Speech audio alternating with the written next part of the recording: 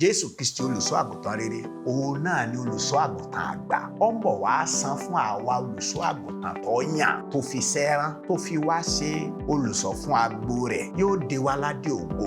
Jésù Kristi olùṣọ́ àgùntàn rere, ó ń padà bọ̀ o. Kí ni ń bọ̀ wá ṣe? Yóò san fún olúkúlùkù wa gẹ́gẹ́ bí iṣẹ́ rẹ̀ ti rí.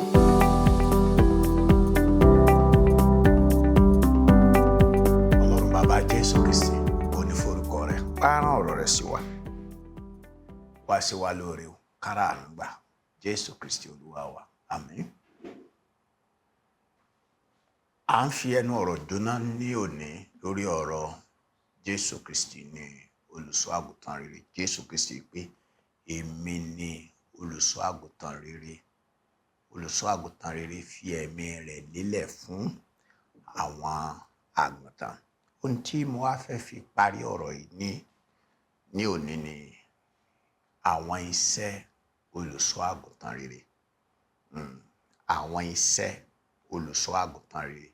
N ó sì sọ 10 fún yín lábàá gbàdúrà kí Olúwa kó sì fi ìbùkún sí gbígbọ́ àti gbígba ọ̀rọ̀ rẹ̀ nínú àyà wa. Iṣẹ́ àkọ́kọ́ tí a rí lọ́wọ́ olùṣọ́ àgùntàn rere ò ní pé yóò máa wá àwọn àgùntàn. Yóò kó àwọn àgùntàn jọ. Ṣé ẹ rí nípa ìṣẹ̀dá àgùntàn? Wọ́n máa ń ṣí kókó jájẹ. Wọ́n á máa sìnrìn kí wọ́n ó sì sọnù. Bẹ́ẹ̀ ni, wọ́n á kọ́kọ́ sọnù kí wọ́n tó sọnù. Wọ́n á bọ́ sọ́wọ́ ewu. Bẹ́ẹ̀ ni, nínú òwe tí Jésù Kristi olùgbàlà pa nípa àgùntàn tó sọnù ní ìwé ìhìnrere Lúùkù orí 15. Ìwé ìhìnrere Lúùkù orí 15 ẹsẹ̀ 4.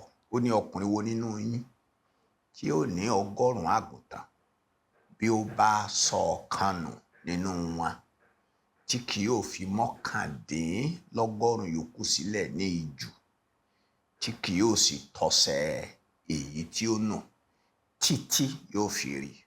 Olùṣọ́ àgùntàn máa ń wá àgùntàn tó sọnù títí yóò fi rí ni.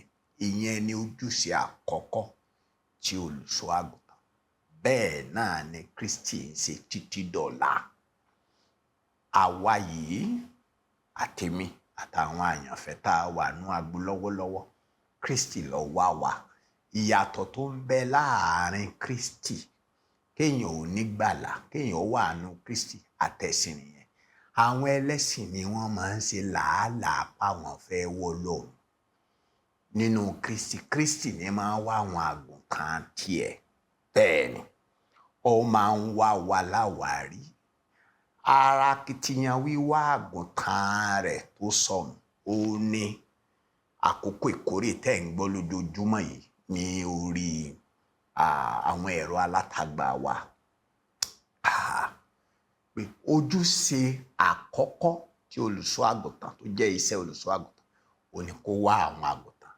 Ìkejì ni pé yóò mọ gbogbo àwọn àgùntàn. Olùṣọ́ àgùntàn rere máa ń pe àwọn àgùntàn rẹ̀ lóókọ. Wọ́n dá ohùn rẹ̀ mọ̀. Wọ́n ó sì máa tẹ̀lé. Ẹni bá jẹ́ àgùntàn Kristi, ó mọ ohùn Kristi, yóò sì máa tẹ̀lé Kristi. Èyí ni iṣẹ́ àti ìdùnnú tó ń bẹ nínú olùṣọ́ àgùntàn sí ọ̀kọ̀ọ̀kan àgùntàn rẹ̀. Èyí sì ló fi ìyàtọ̀ hàn láàrin olùṣọ́ àgùntàn rere àti alágbàṣe. Kò sí ní tó kan alágbàṣe pẹ̀lú àwọn àgùntàn. Àwọn àgùntàn gan kò sí tí wọ́n fi ṣe, torí pé wọ́n mọ̀ pé àlejò ni. Ohùn rẹ̀ wọ́n sá ni tí wọ́n bá ti gbọ́. Iṣẹ́ kẹta tí ó jẹ́ iṣẹ́ olùṣọ́ àgùntàn rere ni láti dáàbò bo àwọn àgùntàn, kódà tí ó bá náà ní ẹ̀mí òtìkára rẹ̀. Èyí la rí tí Dáfídì ṣe. Ó fẹ̀mí ara ẹ̀ wíwu láti dáàbò bo àgùntàn bàbá rẹ̀. Ó dojú ìjà kọ kìnìún. Bẹ́ẹ̀ náà ni ó dojú ìjà kọ bíárì. Àwọn ẹranko búburú tí máa ń fààyàn ya pẹ́rẹpẹ̀rẹ làwọn ẹranko méjèèjì.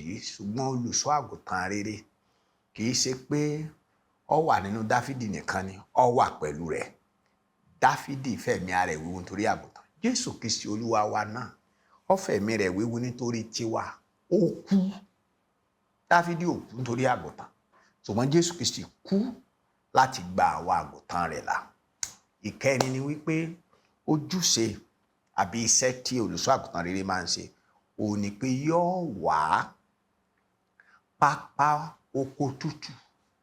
Á wá pápá oko tó lọ́ràá fún àwọn àgùntàn rẹ̀, yóò sì dà wọ́n lọ bẹ̀, yóò sì rí wípé wọ́n ń jẹun. Nínú ìwé Kíróníkà kìíní, mo fẹ́ fi ìwà àwọn àti ìṣe àwọn olùṣọ́ àgùntàn hàn yín nínú ayé àwọn èèyàn tí mo fẹ́ fi hàn yín bẹ́ẹ̀. Kíróníkà kìíní orí 4 ní ẹsẹ̀ 39 sí ẹsẹ̀ 41. Kíróníkà kìíní orí 4 ẹsẹ̀ 39 sí ẹsẹ̀ 41. Ẹ gbọ́rọ̀ lọ. Wọ́n sì wọ ojú ọ̀nà Gédórì lọ títí dé apá àríwá àfonífojì náà láti wá koríko fún agbo ẹran wọn. Olùṣọ́ àgùntàn iṣẹ́ rẹ̀ láti wá koríko fún agbo ẹran rẹ̀. Wọ́n sì rí koríko tútù tí ó sì dára. Ilẹ̀ náà sì gbààyè, ó sì gbéjẹ́, ó sì wà ní àlàáfíà torí àwọn ọmọ Hámù ni ó ti ń gbé ibẹ̀ ní àtijọ́. Àti àwọn wọ̀nyí tí a kọ orúkọ wọn délé ọjọ́ Ẹsíkáyà ọba Júdà. Wọ́n sì kọlu àgọ́ wọn àti pẹ̀lú àwọn ará Méwúnì tí a ti rí níbẹ̀. Wọ́n sì bà wọ́n jẹ́ pátápátá títí di òní yìí. Wọ́n sì ń gbé ipò wọn nítorí koríko ń bẹ níbẹ̀ fún agbo ẹran wọn. Ìyẹn ni pé olùṣọ́ àgùntàn iṣẹ́ rẹ̀ láti wá koríko tó lọ́ràá, koríko tó tutù tíbẹ̀ sì dákẹ́jẹ́ àti ibi tí omi ti dákẹ́jẹ́ kí wọ́n lè wọ̀ síbẹ̀, kí wọ́n lè máa jẹ, kí wọ́n sì lè máa tọ́jú wọn. Iṣẹ́ karùn-ún tó jẹ́ iṣẹ́ olùṣọ́ àgùntàn ni pé láti máa ṣáájú àgùntàn ní ilẹ̀ ìlà oòrùn ayé. Àwọn olùṣọ́ àgùntàn bẹ̀ wọn kì í da ẹran wọn, bẹ́ẹ̀ ni wọn kì í sì fi ajá ṣọ́ ẹran wọn. Àwọn tìkára wọn ni wọ́n máa ń lọ níwájú ẹran wọn tí ẹran wọn ó tẹ̀lé wọn. Èyí tó bá fẹ́ sá kúrò lẹ́yìn wọn ó pè padà sínú agbo. Èyí tó bá fẹ́ wá ya alágídí torí tiwọn ni wọ́n fi máa ń ní ọ̀gọ. Olùṣọ́ àgùntàn máa ń ní ọ̀gọ, bẹ́ẹ̀ ni wọ́n máa ń ní ọ̀pá. Ọ̀pá wọn á fi darí, ọ̀gọ wọn á fi lu èyí tó jẹ́ wípé ó fẹ́ ya alágídí. Wọ́n fi lù láti mú padà sínú agbo.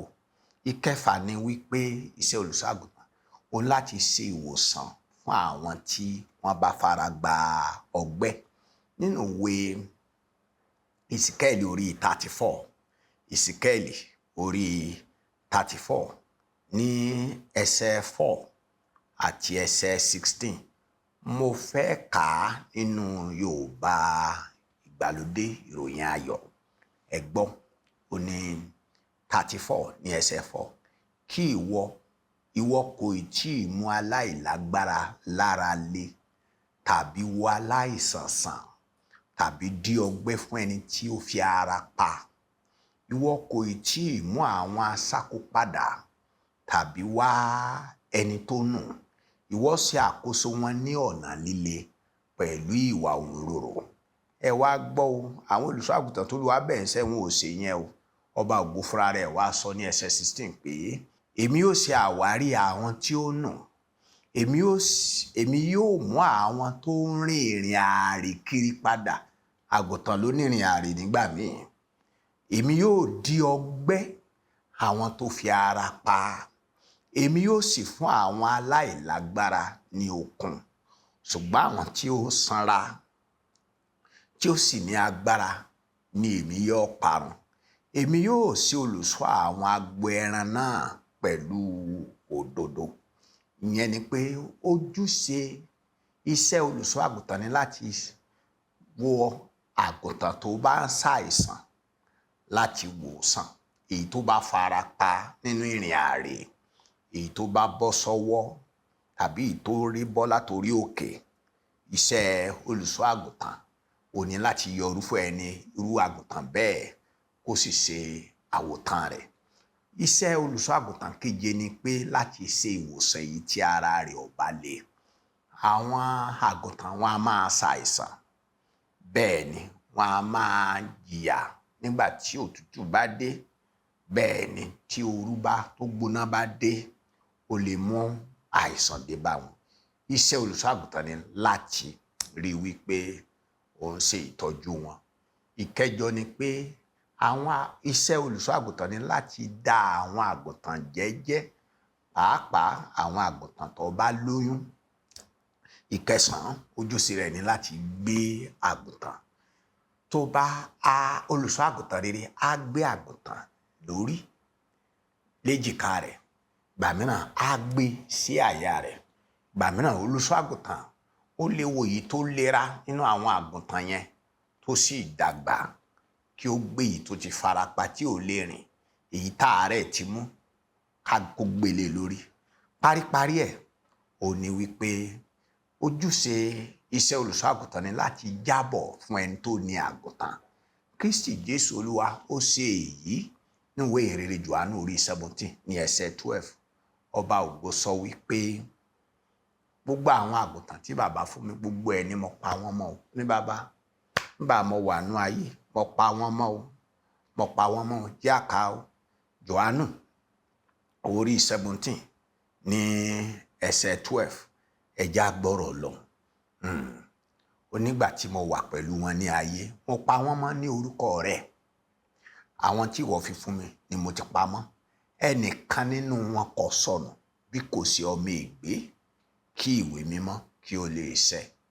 Ìyẹn ni wípé ojúṣe olùṣọ́ àgùntàn rere láti jábọ̀ fún ẹni tó ní àgùntàn àti láti sọ wípé kò sí kankan wọn tó sọnù.